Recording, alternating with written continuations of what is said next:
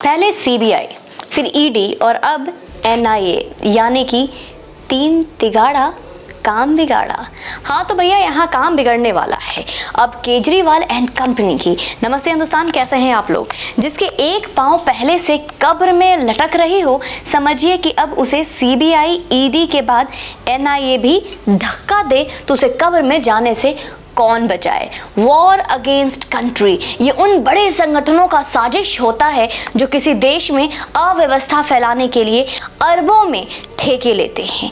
एक बात समझिए कि किसी भी देश में बड़े बड़े धमाके या आतंकी हमला, उस हमले का अंतिम चरण होता है, पहला नहीं दोस्तों, पहला होता है उस देश की खुफिया जानकारी को हासिल करना।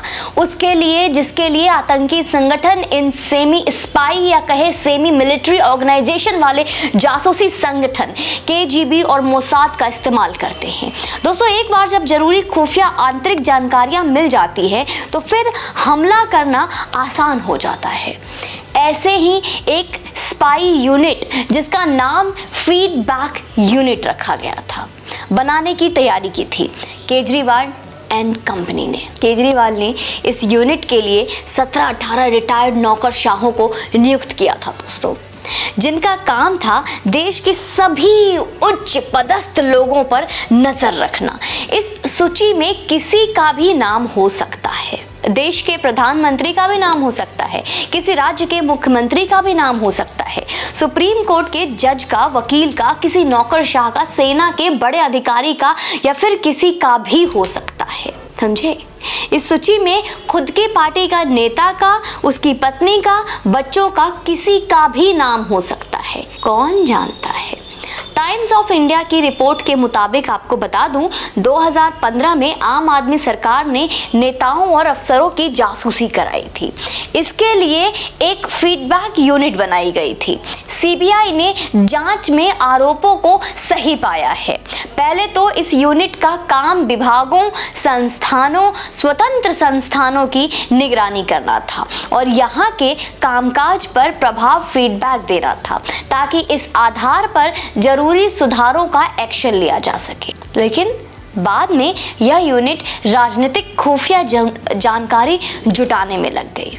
आपको ये भी बता दो दोस्तों कि एफबीयू सीबीआई की शुरुआती जांच में सामने आया है कि एफबीयू को जो काम दिया गया था वह उसके अलावा खुफिया राजनीतिक जानकारियां जुटाने में भी लग गई। वहां किसी व्यक्ति की राजनीतिक गतिविधियों, उससे जुड़े संस्थानों और आपके राजनीतिक फायदे वाले मुद्दों के लिए जानकारी जुटाने लगी। इस सीक्रेट ऑपरेशन में खर्च होने वाले पैसे के भुगतान के लिए सीक्रेट सर्विस फंड बनाया गया था। वहीं इस फंड को रखने के लिए एक ऐसी तिजोरी का इस्तेमाल हुआ जो कि 2 चाबियों को एक साथ घुमाने पर खुलता था। अंग्रेजी अखबार द इंडियन एक्सप्रेस के मुताबिक इस तरह के डिटेल 2016 में फीडबैक यूनिट, मतलब कि एफबीयू द्वारा लिखे गए एक पत्र से जुड़े एक अधिकारी द्वारा लिखे गए एक पत्र में मिलता है। तो अब यह मामला एनआईए के पास है और इसमें भी दोस्तों केजरीवाल के घनिष्ठ मित्र और जेल की शोभा बढ़ा रहे दिल्ली के कथित बच्चों के मनीष अंकल भी लपेटे में आ गए हैं। लपेटे में इस तरह आए हैं कि विजिलेंस डिपार्टमेंट, जिसके तहत यह किया जा सकता था। वैसे तो इस देश में जासूसी गैर कानूनी है, लेकिन फिर भी सुरक्षा का हवाला देकर सही तरीके से किए जाने का जो थोड़ा बहुत रास्ता निकलता तो वो विजिलेंस डिपार्टमेंट के अंदर से ही निकलता। उस रास्ते का चौकीदार बोले तो मिनिस्टर मनीष अंकल उर्फ मनीष सिसोदिया ही थे।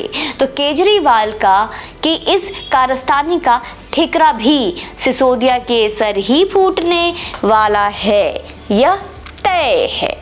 वैसे एक बात की तो हम सच में तारीफ करते हैं कि सर जी की, वो इतने काबिल आदमी हैं सर जी कि, लेकिन क्या मजाल कि एक भी विभाग अपने अंदर रखा हो, एक भी विभाग अपने अंदर नहीं, सब में चौकीदार बिठा रखा है और सबकी मास्टर चाबी सर जी ने अपने पास स्वयं रखी है। विभाग में जाना है, घोटाले करने हैं, सब ठीक रहा तो ठीक, नहीं तो घोटाले की अगर पोल पट्टी खुलती है तो उस विभाग का चौकीदार जाएगा। सर जी का क्या है, सर जी का तो कोई लेना देना नहीं है, वो तो आम आम आदमी है। इसी को कहते हैं कि फसल खाए गधा और मार खाए जुलाहा। अब इस मामले की कार्रवाई जैसे ही मनीष सिसोदिया पर होनी शुरू होगी, केजरीवाल प्रेस कॉन्फ्रेंस करने लगेंगे कि मोदी जी दिल्ली के बच्चों को पढ़ने नहीं देना चाहते, इसीलिए पूरी दुनिया के सबसे बढ़िया एजुकेशन मिनिस्टर को जेल में बंद करवा के रखा है। भाई, जो व्यक्ति पूरी दुनिया का एजुकेशन मिनिस्टर बनने की काबिलियत रखता था, तो उसे 17 विभागों का मिनिस्टर क्यों बना दिया बताइए? बस एजुकेशन मिनिस्टर ही रहने देते ना। खैर, केजरीवाल अपनी नौटंकी करेंगे, ये तो हमें पता है, और एनआईए करेगी अपना काम, और हमने अपना काम भी बहुत अच्छे से कर दिया है। और आप किसका इंतजार कर रहे हैं ये भी बताते जाइए। चलिए, आप भी अपना काम करिए, लाइक का बटन दबा दीजिए, शेयर और कमेंट ज़रूर कीजिए अपना राय, सुझाव, अपने ओपिनियन, अपनी सहमति, अपना इफ, बट, लेकिन, किंतु, परंतु सब इस कमेंट बॉक्स में लिखते जाइए। और अपना प्यार, अपना सुझाव, अपना समर्थन यूं ही हमें देते रहे, चैनल पे यूं ही बने रहें। और आप लोगों की वेल विशिंग, आप लोगों की जो मैसेजेस, डीएम्स मेरे इंस्टाग्राम पे, फेसबुक के कमेंट बॉक्स पे देखा, उससे मुझे बहुत अच्छा लगा कि मेरे परिवार में सब लोगों को मेरी कितनी फिक्र है। मैं अकेली नहीं हूँ। जो मेरे हाथ में, जो आप लोग सवाल पूछ रहे हैं कि मुझे हाथ में क्या हुआ है, मैं आपको बता दूँ, मुझे स्पाइनल प्रॉब्लम हुई है दोस्तों। यहाँ पे सर्वाइकल प्रॉब्लम है, डिस्कुलर की प्रॉब्लम है, जिसे मल्टीपल स्लिप डिस्क भी कहते हैं। कुछ डॉक्टर्स ने बताया है कि इसकी वेन्स प्रेस्ड हो गई हैं। बाकी मैं तो अभी हर्बल आयुर्वेदिक मेडिसिन ले रही हूँ इसके लिए। और हमारे अभी फेसबुक फैमिली में कोई अगर नर्व्स के डॉक्टर हों, जो न्यूरो के डॉक्टर हों, वो अपनी सुझाव मुझे कमेंट बॉक्स में दे सकते हैं। बाकी इलाज चल रहा है, दर्द है जिसके वजह से थोड़ा वो ट्रैवलिंग करने पर इस तरह का इमोबिलाइज़र जैसे चीज़ों का इस्तेमाल करना पड़ता है। फिर भी आप लोगों ने इतने प्यारे मैसेजेस दिए हैं, अपनी इतनी प्यारी प्यारी दुआएं भेजी हैं, इतनी प्यारे प्यारे प्रार्थनाएं की हैं। मैंने अभी खाटू श्याम के जाके दर्शन किए हैं, सालेसर बालाजी में दर्शन किए हैं, क्योंकि मुझे यकीन है कि दवाइयों से ज़्यादा भगवान की प्रार्थना और दुआओं का असर होता है। तो आप लोगों के प्यार के लिए बहुत बहुत धन्यवाद। मैं आशा करती हूँ कि आपका प्यार और आपका समर्थन यूं ही मेरे साथ बना रहेगा।